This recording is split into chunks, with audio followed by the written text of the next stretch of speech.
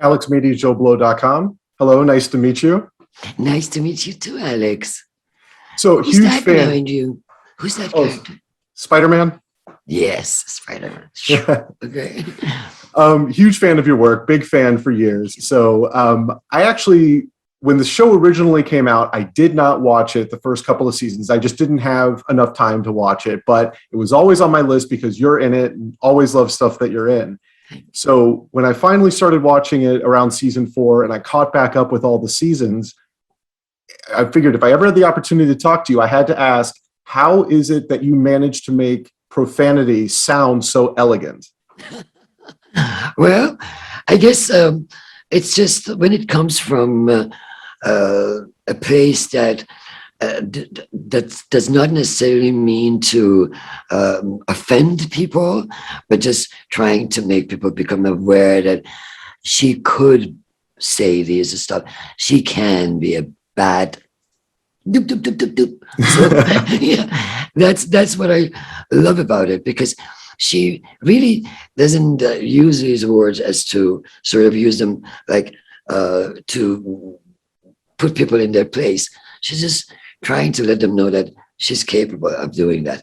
As a matter of fact, at one, I think it was the second season, that I was thinking that she was very nice, too nice to someone, and I thought, why is she so nice? And then she showed that nasty face of hers and took the revenge. And I'm thinking, oh, okay, that's what she's doing. So, yep, that's it. It all comes from within. Avasarala, of course, not me. Yeah, and this is a character that has so much responsibility, and there's so much that she needs to be in charge of. I mean, that leadership. Did you do any sort of research into public office or roles, or to kind of inform how you would play this character? Well, obviously, when I was offered the role, I was thinking of all the powerful female, real women in key positions who changed the course of history.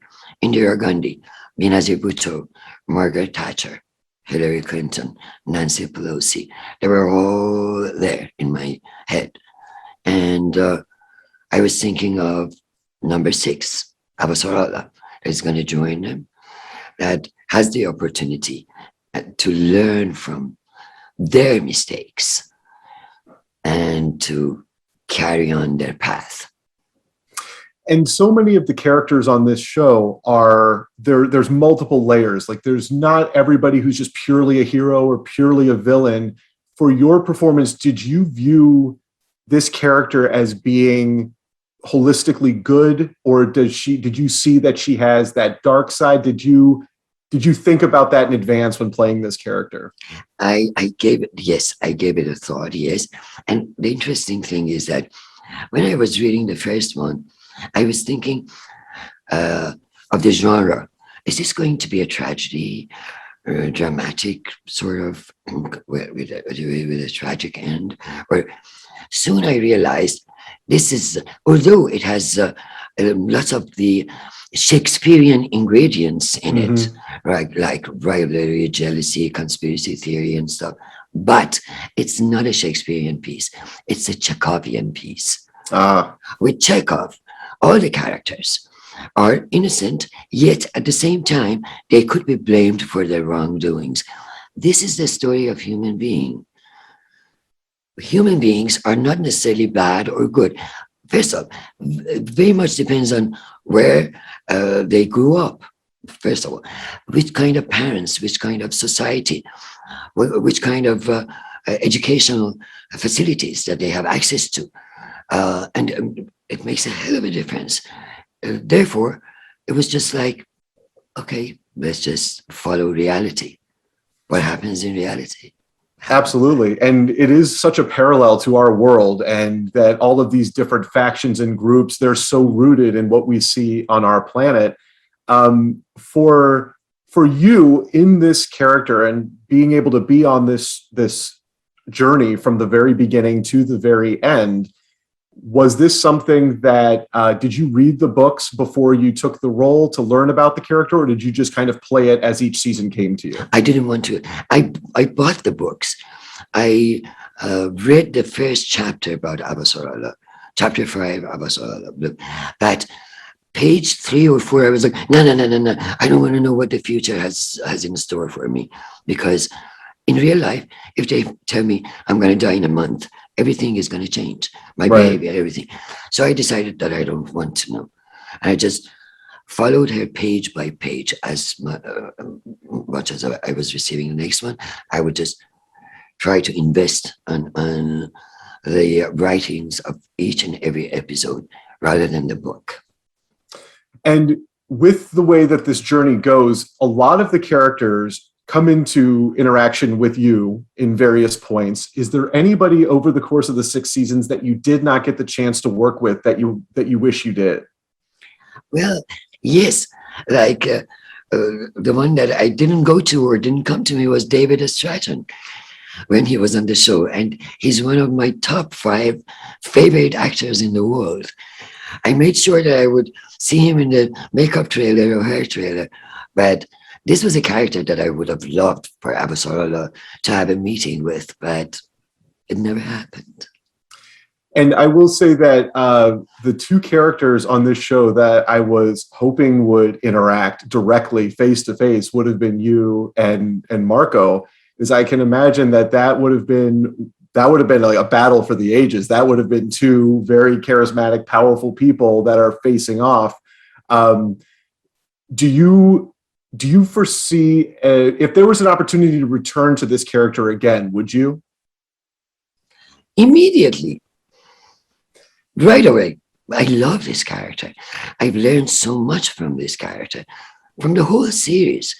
And thank God that I studied politics, because had I not studied politics, I would have not been able to put this off as well as I have done, or I think I have done a good job on this.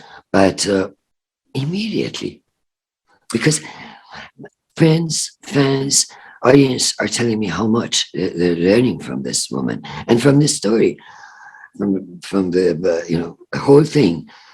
They're learning so much, because we are literally showing them what's going to happen in the future if we're not careful today, if we're not taking care of Mother Earth, if we keep polluting our air, throwing trash into our oceans. This is the most accurate version of the future. Take it. Absolutely. That's what the series says.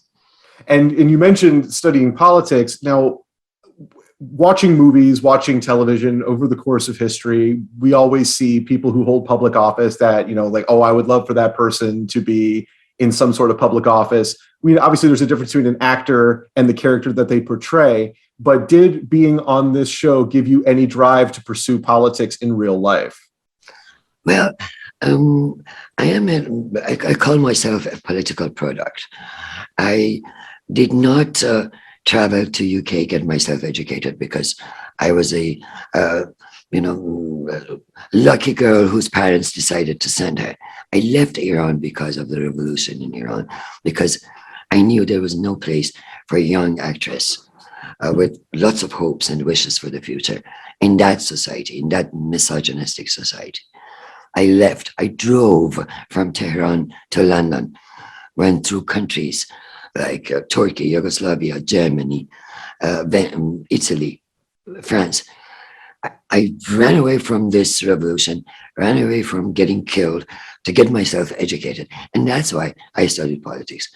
So wherever I am a political product, because politics brought me here. Ever since the revolution in Iran, I have been not only interested, but a part of today's politics and the wrong decisions that some governments or head of governments are making, that now we're seeing the horrible results, like the refugee crisis nearly everywhere.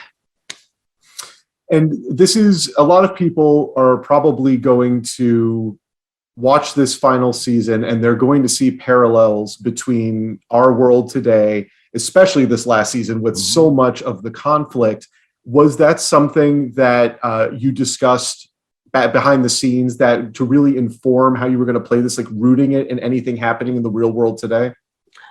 We were, every time on Sundays we got together, casually read a script. We were all looking at every comment, or we would look at each other and like, wow, doesn't it remind you of what happened in the news last night? Or I guess the very last one is Expanse the legacy, to remind people of the fact that if we keep doing the same things as we're doing today, not caring about Mother Earth, its resources, polluting our air, throwing stuff in the ocean, this is what we get in the future. And not even in the future. When we started, I was told that the series takes place in 200 years, a couple of 100 years from now. We don't like to give out exact numbers. A couple of 100 years from now. In the course of 7 years, it talks about today's world. The very last episode is, I keep saying this, that is far more closer to the reality of today's world than ever before. The parallels are right there. The proto-molecule, the rocks that are coming from, the predators, the refugee crisis, everything is right there. And without offending the audience, thinking, oh, it's talking about us, we're talking, without offending anybody, is telling the story with its utmost sincerity for people to see what is going to happen in the future, near future, if we're not careful enough today. Absolutely. And this is anytime you're doing a show that has this level of special effects, it's set in the future, all of those things, it's a challenge. What was the most challenging element of being on this show for you? Was it the costumes? Was it just, what was the biggest challenge for you? The biggest challenge, to be honest with you, was the stunt work. Twice I asked to do it myself. And they were like, no, this is too dangerous. The scene, the iconic scene with the red cape in the snow, which is almost half a block, I had to walk in fresh snow. And they told me, after I did the walk, they got me inside because it was minus 30 or something. Oh, wow. And we were surrounded by snow. And for a second, I turned around and I saw, hey, Avasarala is still there. I said, what's that? They said, that's your stunt. She's going to do the rest of the walk for you because now it's from the point of view of the helicopter above you. And I said, over my dead body. I have to do the walk because it's a different walk from what I'm watching. She's wearing the cape. I wasn't wearing the cape. I was poking. There was no wind that day, but the cape moves. It's because I'm poking it from inside. So it would give it that royal walk. I said, no way, this woman is wearing the cape. Forget it. So they had to call NBC, call this and that. And after half hour, when they noticed that I'm not going to give up, they said, she's not giving up. And finally, NBC decided to allow me to do this myself. And I did. And awesome. Once more, that's it. Yeah. It's this. Well, yeah, I mean, that's, the show's phenomenal. I love this final season so much. It's a wonderful journey from beginning to end. And it's been a privilege and honor to talk to you. So thank you so much for your time. Likewise. Thank you so much. Bye, Superman.